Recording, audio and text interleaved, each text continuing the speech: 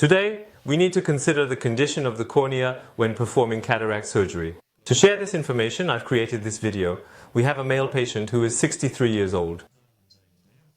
He had some minor corneal issues around the periphery. Yes, the central part was clear. But he had a strong desire to correct his presbyopia. He did not want to wear glasses. In addition to being treated for dry eye syndrome, the patient was also suffering from moderate cataracts that was significantly impairing his vision, and he found wearing glasses to be quite inconvenient, which further fueled his desire for a more permanent and effective solution.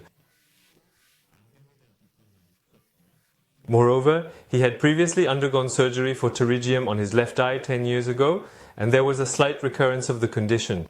As you can observe, the central region of his cornea remained clear.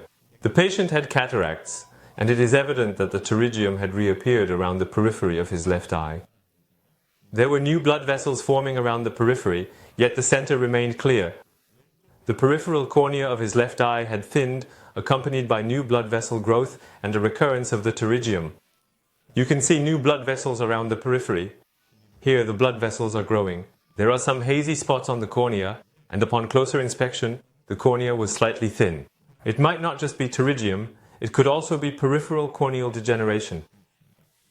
Prior to the surgery, he had both nearsightedness and astigmatism. He could see up close well, but he struggled with distant vision. Glasses were inconvenient for him. His visual acuity was approximately between 0.15 and 0.2. After the surgery, his myopia was fully corrected, and his astigmatism was greatly reduced. The vision in his right eye was perfect at 1.0, but the left eye was only at 0.4, indicating that its clarity wasn't as sharp as the right. At this stage, which is approximately 6 weeks following the surgical procedure, we conducted a detailed examination of the patient's eye by dilating the pupil to gain a clearer view. We observed that the posterior capsule ossification in the left eye advanced quickly. Cloudy whitish patches are visible here. Therefore, we used a laser to remove the ossification from the posterior capsule, which resulted in clearer vision. After the procedure, the vision in the left eye improved to 1.0 as well. Although the patient's vision improved following the secondary cataract treatment, he continued to experience a lack of sharpness in the left eye and reported difficulties with night driving. It's not just a recurrence of the pterygium, but if there's peripheral corneal degeneration, it can cause changes in the corneal curvature. This leads to higher order aberrations that cannot be corrected with glasses or lenses, resulting in astigmatism.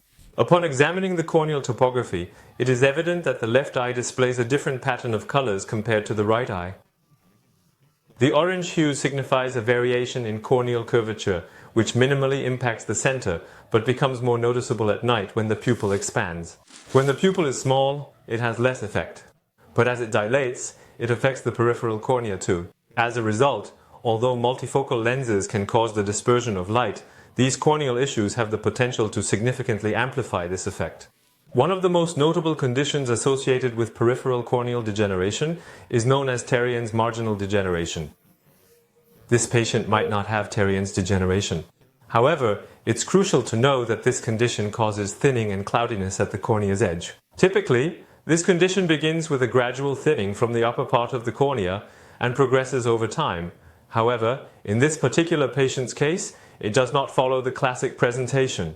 Nevertheless, even in the absence of central corneal clouding, the presence of peripheral clouding can still lead to a degradation in vision quality to some extent. Despite the challenges faced, the patient opted for multifocal lenses because they preferred not to wear glasses. While they were able to achieve a visual acuity of 1.0, they still had to manage some sensitivity to night vision and the effects of light scattering. In this particular case, considering that dry eye syndrome has a substantial impact on the patient's visual acuity, we implemented measures to enhance the overall quality of their vision. Therefore, for patients who have undergone vision correction surgery previously, or who experience corneal clouding or peripheral corneal degeneration, predicting surgical outcomes can be quite difficult. In these scenarios, having a solution that allows us to modify the lens power after implantation would be extremely advantageous. Such a lens is coming soon, and it's called the Light Adjustable Lens, or LAL. It's a light adjustable lens that allows us to adjust the lens power after it is implanted. At present, this lens has not yet been introduced in South Korea. However, we anticipate that it will become available during the latter half of this year. Currently, we only have lenses that offer continuous focus depth, such as IOLs or Pure C, but looking ahead, there is potential for multifocal lenses to incorporate this adjustable power feature as well. Incorporating adjustable power into multifocal lenses can enhance precision, offering more personalized vision correction for patients.